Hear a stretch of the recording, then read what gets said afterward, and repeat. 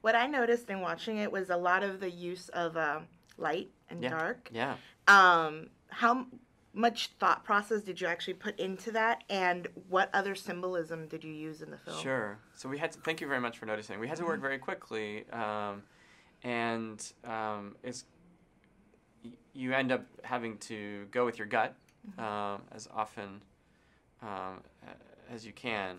And I think that that's ultimately what you want to be able to do, is to make people feel something, not because of what they're hearing, not because of what the characters are saying, but because of what you're seeing. And I think the movie does have some great moments like that as a result of all the collaboration that went into making it. There was kind of like a mirror image, Yes. so it felt like there was a second. Yeah, that's great. Yeah, like I caught that really early. I was like, interesting. So, did you guys work from like the very end? Honestly, I did not expect that twist. Wonderful.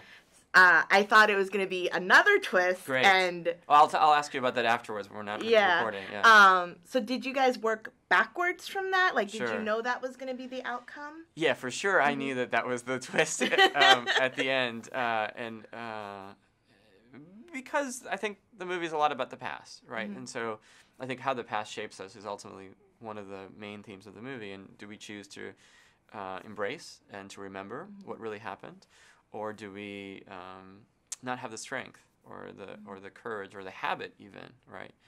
Because the movie is also about habits and the habits that we can't quit, right?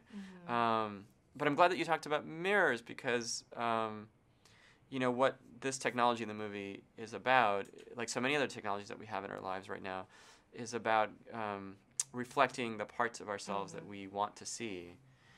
And, there could be a danger to that. It could be that we should not have such flattering mirrors.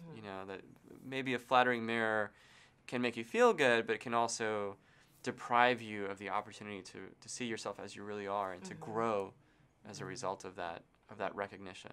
Did you guys actually do any research or reading up Sure. on memories, memory loss, and especially how tragedy affects memory? I did. Those are great. That's a very good question. So I did. So I had read the story last year as I was finishing this first movie, which had a little bit to do with memory, but also dreams and about immigration. So I read this research being done in, out of New York about PTSD and how it is that people who have PTSD, which is a very traumatic memory, how they can't get over this memory because the moment they begin to remember it, it's so painful that they push it away. And I thought, oh, how interesting! Like, it would be great if people made if they made this, device that you could use to remember sad memories. But in fact, what's probably going to happen is the opposite: that someone's going to invent a device that only remembers or helps you only remember happiness. And while it would be really seductive and attractive, this might not be such a good thing. And so that's basically the premise of the technology in the movie. Okay. One of my favorite parts about it is that this is like a blended multicultural family, but there is no focus on it. Like, it's just obvious that they're father and daughter. There's no question. Was that the beginning? Like, was that a concept at the beginning, or was that just what happened with casting? No, that was it. That was written into the story. And I love that you said blended, because it's such a great and accurate, honest term.